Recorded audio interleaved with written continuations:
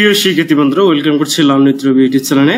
Right from our verb class 7 এ তোমাদেরকে স্বাগতম জানাচ্ছি। তোমরা যারা এবারে ডিগ্রি থার্ড ইয়ারে 2024 সালে পরীক্ষা দেবে, ইংলিশ পরীক্ষা, তো তোমাদের জন্য আমি series worry right from our ভার্বের উপর ক্লাসগুলো দিচ্ছি। আমি অলরেডি 1 থেকে 6 নম্বর ক্লাস অলরেডি দিয়েছি। আজকের ক্লাসটি আছে 7 নম্বর।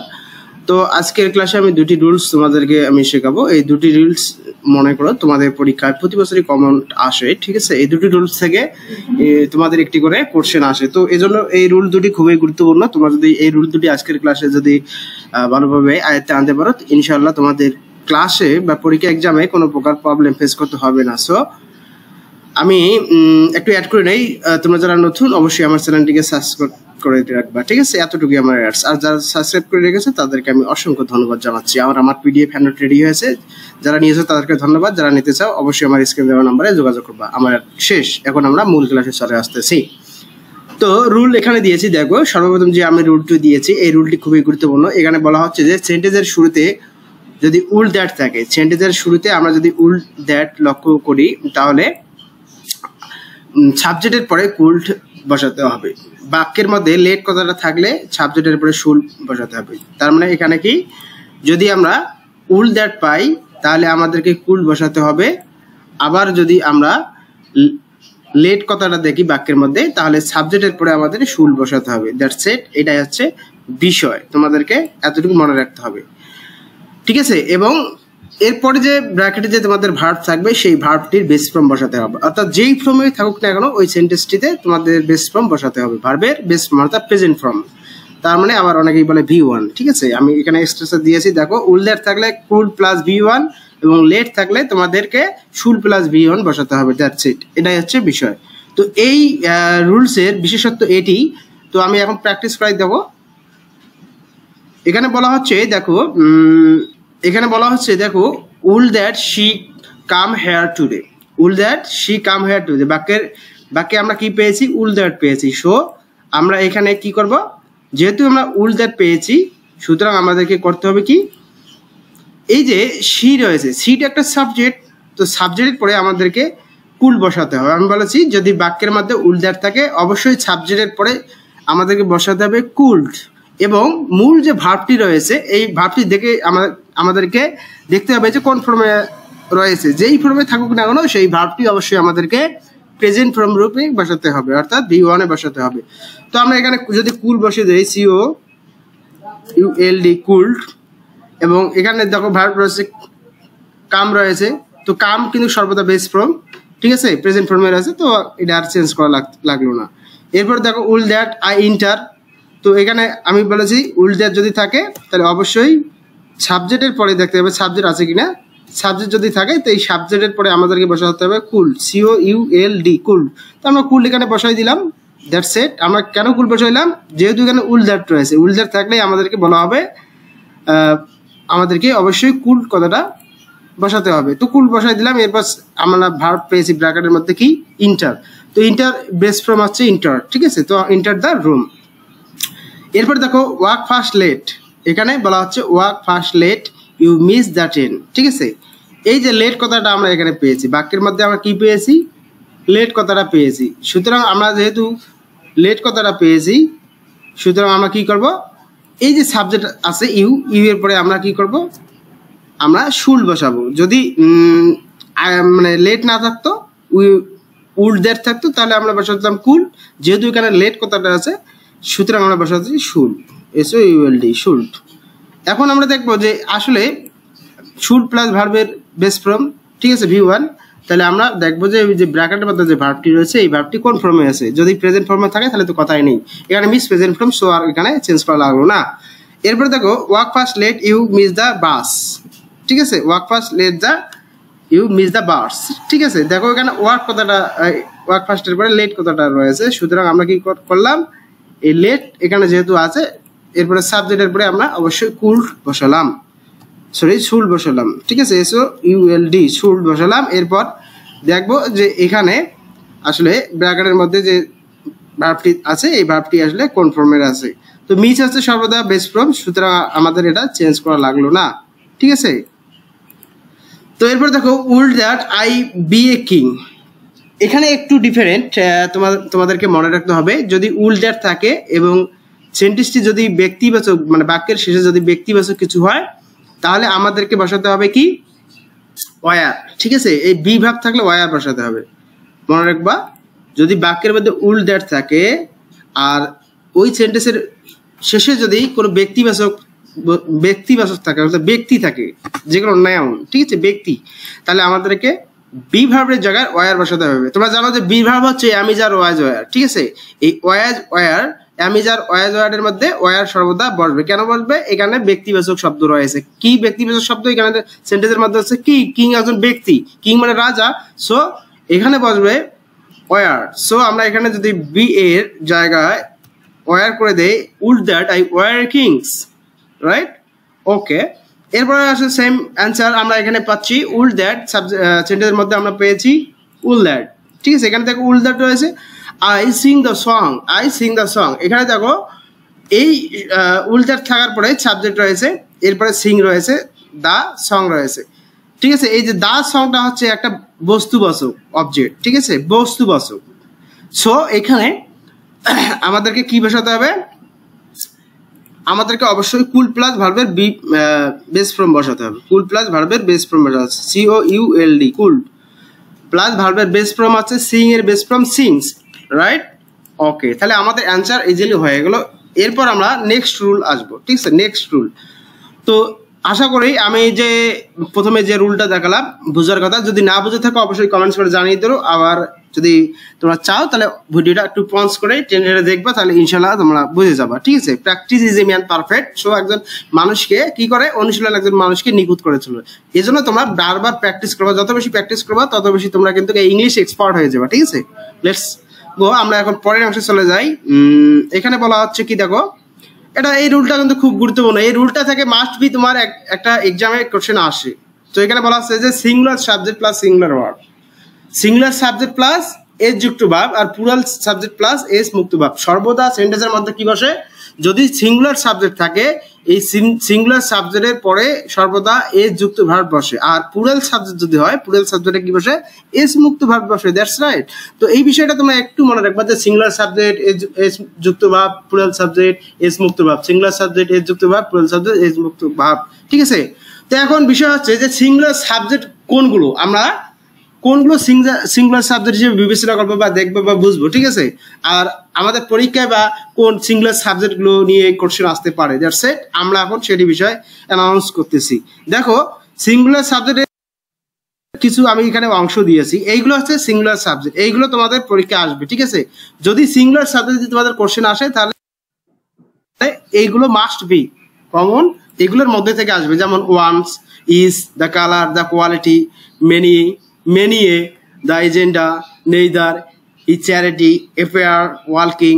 ওয়ালকিংটা হচ্ছে আইএনজি যুক্ত, অনেকেই ভাবে যে ওয়ালকিং আইএনজি যুক্ত, এটি মানে ভার্ব, কিন্তু না। যদি সাবজেক্টের মানে বাক্যের বা সেন্টেন্সের শুরুতে থাকে অবশ্যই ওয়ালকিংটা হচ্ছে কি একটা সাবজেক্ট। সো তোমাদেরকে অবশ্যই সাবজেক্ট হিসেবে বিবেচনা করতে হবে, আর এটি সর্বদা সিঙ্গুলার সাবজেক্ট। সো তোমাদেরকে এটা মাথায় রাখতে হবে কি আইএনজি যুক্ত ভার্ব, এটি আমরা কিন্তু জানি, ঠিক আছে, কিন্তু এটি সেন্টেন্সের শুরুতে থাকলে তোমাদেরকে বুঝতে হবে এটি একটা সাবজেক্ট হিসেবে নির্দেশ করতেছে। এরপর দেখো the 50 miles, the captain, the 40, the Arabian nights. এই অ্যারাবিয়ান নাইটটা আছে একটা বিখ্যাত বইয়ের নাম, ঠিক আছে, দ্য অ্যারাবিয়ান নাইটস, এটি হচ্ছে বিখ্যাত বইয়ের নাম। সো এটি হচ্ছে সিঙ্গুলার সাবজেক্ট, ঠিক আছে। এরপর দেখো slow and study, slow and study, ঠিক আছে, ব্রেড অ্যান্ড বেটার্স, এইগুলো হচ্ছে সিঙ্গুলার সাবজেক্ট। আমি বলেছি one is, the colour, the quality, many, the agenda, neither, he, charity, affair, walkings, ঠিক আছে, the 50, the captain, the foods, the Arabian nights, so and study, bread and betters, ঠিক আছে। এগুলো হচ্ছে সিঙ্গুলার সাবজেক্ট। এগুলো যদি বাক্যের মধ্যে থাকে তাহলে তোমরা কি করবা? অবশ্যই ভার্বের শেষে এজ যুক্ত করবা। যদি ভার্বের শেষে এজ যুক্ত থাকে তাহলে তো কোনো প্রশ্নই নেই, আর যদি ভার্বের শেষে এজ যুক্ত না থাকে অবশ্যই তোমাদেরকে ভার্বের শেষে এজ যুক্ত করতে হবে। কখন? যখন তোমরা রাইট ফর্ম অফ ভার্বে অ্যান্সার করবা, দ্যাটস ইট, রাইট? ওকে, এছাড়া তোমরা আরেকটি বিষয় দেখো, এগুলো হচ্ছে সাবজেক্ট হিসেবে থাকলে ব্র্যাকেটে, যেমন ধরো তোমাদের সাবজেক্ট আছে সিঙ্গুলার সাবজেক্ট, এখন ব্র্যাকেটের মধ্যে বি ভার্ব রয়েছে, এখন বি ভার্ব থাকলে তোমরা অ্যান্সার হিসেবে সর্বদা ইজ বসাবা। কেন? Am is are was were, ঠিক আছে। বি ভার্ব হচ্ছে am is are was were, ঠিক আছে। এই চারটি ভার্ব, পাঁচটি ভার্বের মধ্যে দেখো ইজ যুক্ত ভার্ব কোনটি আছে? ইজ যুক্ত ভার্ব রয়েছে ইজে, ঠিক আছে। ইজ যুক্ত ভাব বলতে এস, এস যেটা ভাবে থাকবে সেটা হচ্ছে ইজ যুক্ত ভাব, ঠিক আছে। তো এগুলোই তোমরা মনে রাখবা। আর একটা বিষয় হচ্ছে হ্যাভ যদি থাকে, হ্যাভ থাকলে অবশ্যই তোমাকে হ্যাজ করতে হবে। কেন? দেখো হ্যাভের মধ্যে কিন্তু কোনো এস নাই, ঠিক আছে, আর হ্যাজের মধ্যে এস রয়েছে, সুতরাং তোমাদেরকে অবশ্যই হ্যাজ বসাতে হবে। ব্র্যাকেটে যদি কোনো ওয়ার্ড থাকে ওয়ার্ডের সাথে কি করতে হবে? এস যুক্ত করতে হবে। কেন? মূল ভাবে যদি এস যুক্ত থাকে, মূল ভাবে এস যুক্ত থাকলে কোনো প্রশ্নই নাই, আর যদি এস যুক্ত না থাকে তো অবশ্যই তোমাদেরকে এস যুক্ত করে দিতে হবে, ঠিক আছে। এটা হচ্ছে বিষয়। আমি আরেকবার বলতেছি, দেখো এগুলো সাবজেক্ট হিসেবে যদি থাকে, এই যে সিঙ্গুলার যদি সাবজেক্ট হিসেবে, এগুলো যদি সাবজেক্ট হিসেবে থাকে তাহলে বি ভার্ব থাকলে তোমাদেরকে অ্যান্সার হিসেবে ইজ যুক্ত করতে হবে। কেন ইজ যুক্ত করতে হবে? Am, is, are, was, were, এই যে 5টি ভার্ব রয়েছে, এই 5টি ভার্বের মধ্যে এস রয়েছে শুধু ইজে, সুতরাং তোমাদেরকে আমি বলেছি সিঙ্গুলার সাবজেক্ট হলে এস যুক্ত ভার্ব বসাতে হবে, আর অনলি ওয়ান এস যুক্ত ভার্ব রয়েছে ইজে, ঠিক আছে। সো এখানে ইজ বসবে। আর ব্র্যাকেটের মধ্যে যদি হ্যাভ থাকে তাহলে অবশ্যই হ্যাজ বসবে। কেন? হ্যাজের মধ্যে সবসময় এস থাকে, সুতরাং তোমাদেরকে হ্যাজ বসাতে হবে। আর ব্র্যাকেটের মধ্যে যদি এই ধরনের কোনো ভার্ব না থাকে, দেন আদার্স যে মূল ভার্বগুলো রয়েছে, ঠিক আছে, এই মূল ভার্বগুলো যদি থাকে অবশ্যই সেই মূল ভার্বের সাথে এস যুক্ত করতে হবে। কেননা সিঙ্গুলার সাবজেক্ট মানেই ভার্বের শেষে এস যুক্ত করতে হবে। That's it. আমরা এখন নেক্সট আয়োজনে চলে যাচ্ছি, ঠিক আছে। Next ones of the pants be black, তার মানে এখানে রয়েছে ওয়ান। আমি বলেছি ওয়ানটা হচ্ছে সর্বদা সিঙ্গুলার সাবজেক্ট, আর সিঙ্গুলার সাবজেক্ট হলে, ঠিক আছে, ব্র্যাকেটের মধ্যে যদি বি ভার্ব থাকে সর্বদা তোমাদেরকে ইজ বসাতে হয়। তো আমরা এখানে ইজ বসে দিয়েছি, ঠিক আছে। তাহলে আমাদের সেন্টেন্সটি কারেক্ট হয়ে গেল, ঠিক আছে। এরপর দেখো is boy and is girl. দেখো ইজ কথাটা যদি সেন্টেন্সের মধ্যে থাকে এবং ইজ হচ্ছে সিঙ্গুলার সাবজেক্ট, আমি বলেছি যদি ইজ যদি সেন্টেন্সের মধ্যে পাও তাহলে তোমরা এটাকে সিঙ্গুলার সাবজেক্ট হিসেবে বিবেচনা করবা। Is boy and is girl have got a prize, ঠিক আছে। তো এখানে আমি বলেছি যদি তোমাদের হ্যাভ থাকে সেক্ষেত্রে তোমাদেরকে এস যুক্ত ভাব করতে হবে, সেটি হচ্ছে হ্যাভকে তোমাদেরকে কেটে তোমাদেরকে কি করতে হবে? হ্যাজ বসাতে হবে। সো আমরা এখানে হ্যাজ বসিয়ে দিয়েছি, ঠিক আছে। আমরা কি করলাম? এখানে হ্যাজ বসিয়ে দিলাম, ঠিক আছে। এরপর the colour of his eyes, the colour of his eyes, তার মানে এখানে দ্য কালার রয়েছে, দ্য কালার সর্বদা সিঙ্গুলার সাবজেক্ট, সুতরাং আমাদেরকে এখানে বি ভাব রয়েছে, এখানে বসাতে হবে ইজ, এস যুক্ত ভাব বসাতে হবে। কেননা এস যুক্ত ভাব বসাতে হবে, এখানে দ্য কালার হচ্ছে সিঙ্গুলার সাবজেক্ট, আর সিঙ্গুলার সাবজেক্ট থাকলে আমাদেরকে এস যুক্ত ভাব বসাতে হবে। এস যুক্ত ভাব হচ্ছে বি ভাবের মধ্যে ইজ, ওকে। এরপর দেখো দ্য কোয়ালিটি, দ্য কোয়ালিটি হচ্ছে সিঙ্গুলার সাবজেক্ট, দ্য কোয়ালিটি প্রথমে রয়েছে, দ্য কোয়ালিটি হচ্ছে singular subject. Of the mangoes be a good, the quality of the mangoes of the কি বি গুড, ঠিক আছে। এখানে যেহেতু বি রয়েছে সুতরাং ম্যাঙ্গোস হচ্ছে সিঙ্গুলার সাবজেক্ট, তোমাদেরকে ইজ এস যুক্ত ভার্ব ব্যবহার করতে হবে, আর এস যুক্ত ভার্ব হচ্ছে ইজ, সুতরাং আমরা কি করলাম? এস যুক্ত ভার্ব এখানে ইউজ করলাম, রাইট, ওকে। এরপর দেখো মেনি, আমি বলেছি যে মেনি যদি থাকে সেন্টেন্সের মধ্যে, মেনি হচ্ছে সিঙ্গুলার সাবজেক্ট, আর সিঙ্গুলার সাবজেক্ট থাকলে অবশ্যই আমাদেরকে ব্র্যাকেটে যে ভার্ব রয়েছে এটা যদি বি ভার্ব হয় অবশ্যই আমাদেরকে ইজ যুক্ত ভার্ব বসাতে হবে, আর আমরা এখানে এস যুক্ত ভার্ব করে দিলাম। That's it. আমরা খালি এটাই দেখবো যে সিঙ্গুলার সাবজেক্ট আছে কিনা, যদি সিঙ্গুলার সাবজেক্ট থাকে তাহলে আমাদেরকে সাবজেক্টের পরে কি করতে হবে? ব্র্যাকেটে আমাদের অবশ্যই অবশ্যই এস যুক্ত ভার্ব বসাতে হবে। দ্যাটস ইট, এটাই হচ্ছে বিষয়, ঠিক আছে। দা এজেন্ডা, দেখো দা এজেন্ডা দিয়ে কিন্তু প্রায় প্রতি বছরের পরীক্ষাতে আসে, দা এজেন্ডা দিয়ে একটা সেন্টেন্স থাকে, মনে রাখবা দা এজেন্ডা হচ্ছে সিঙ্গুলার সাবজেক্ট, আর এখানে সিঙ্গুলার সাবজেক্টের পর অবশ্যই ব্র্যাকেটে বি ভার্ব থাকলে তো কথাই নেই, ইজ হবে, ঠিক আছে। আর আমরা এস যুক্ত ভার্ব ইজ বসিয়ে দিলাম, অ্যান্সার হয়ে গেল কারেক্ট, ঠিক আছে। এরপরে দেখো এরপরে রয়েছে 12 নম্বরে নেইদার। নেইদার হচ্ছে কি? নেইদার, নেইদার সর্বদা সিঙ্গুলার সাবজেক্ট, নেইদার সর্বদা singular subject, singular subject neither হওয়ার কারণে আমরা দেখবো এখন কি দেখবো যে এস যুক্ত ভার্ব আমরা বসাবো। এখানে যে টু হ্যাভ রয়েছে সুতরাং আমরা টু হ্যাভকে ক্লোজ করে আমরা হ্যাজ বসাবো। কি বসাবো? হ্যাজ বসাবো। হ্যাজ বসালে আমাদের অ্যান্সার হয়ে যাচ্ছে neither of the boys has done the homework, ঠিক আছে। আমাদের অ্যান্সার হলো কি? Neither of the boys has done the homework, right. এরপর দেখো হি অ্যাজ ওয়েল অ্যাজ, আমি বলেছি যদি কোনো সেন্টেন্সের মধ্যে অ্যাজ ওয়েল অ্যাজ থাকে, ঠিক আছে, অথবা প্রিপজিশন থাকে, এরপরে আমি তোমাদেরকে রুলটা দেখাচ্ছি। Preposition along with as well as এর যুক্ত বাক্যের আগের অংশ সাবজেক্ট হবে, ঠিক আছে। যুক্ত বাক্যের আগের অংশ সাবজেক্ট হবে। তো এখানে যুক্ত বাক্যের আগের অংশ সাবজেক্ট রয়েছে আছে কিনা সেটা দেখো, যে হি as well as his friend, তার মানে এখানে সাবজেক্ট হি তো আছে, সুতরাং আমাদেরকে এখানে বি ভাব বসাতে হবে, কি এস যুক্ত ভাব ইজ বসাতে হবে। দ্যাটস ইট, আমাদের অ্যান্সার হয়ে গেল। তাহলে অ্যান্সার কি হলো দেখো একটু, he as well as his friends is selfish, he as well as his friends is selfish, right. এরপর দেখো charity begins at home, charity begins at home, charity হচ্ছে singular subject, so charity begin at home, charity হচ্ছে singular subject, সুতরাং আমাদেরকে কি করতে হবে, এই যে বিগিং এটা হচ্ছে মূল ভাব, এটা কোনো বিভাব নেই এখানে, দেখো বিভাব না থাকলেও আমাদেরকে এস যুক্ত করতে হবে, যেহেতু মূল ভাব রয়েছে, মূল ভাবের শেষে আমরা এস যুক্ত করে দিলাম, তাহলে আমাদের অ্যান্সার হয়ে যাবে, কি হয়ে যাবে, অ্যান্সার হয়ে যাবে, কি অ্যান্সার হয়ে যাবে, কারেক্ট, ঠিক আছে। আচ্ছা এরপরে দেখো a pair of shoes be on the travels, a পেয়ারটা কি, এই যে এখানে রয়েছে, ঠিক আছে, সুতরাং আমাদেরকে বিভাব হিসেবে ইজ বসাতে হবে, ঠিক আছে, যেহেতু সিঙ্গুলার সাবজেক্ট, রাইট। সো আমাদেরকে এখানে ইজ বসিয়ে দিলাম, আমাদের অ্যান্সার হয়ে গেল, ঠিক আছে। In two horse be not difference at all, তার মানে এখানে বলতেছে ওয়ালকিং, এই যে আমি বলেছি যে আমরা প্রথমে আইডেন্টিফাই করেছি এখানে ওয়ালকিং রয়েছে, ওয়ালকিং হচ্ছে সিঙ্গুলার সাবজেক্ট, সো আমরা বিভাব হিসাবে ইজ বসাবো, ঠিক আছে, আর দেখার কিছু নেই, বিভাব হিসাবে কি বসাবো, ইজ বসাবো। আমি তো এতক্ষণ থেকে মনে হয় বুঝাইছি, অবশ্যই বুঝতেছো, আমি এখন আরো শর্ট করে বোঝাচ্ছি যাতে তোমরা ক্লিয়ার বোঝো।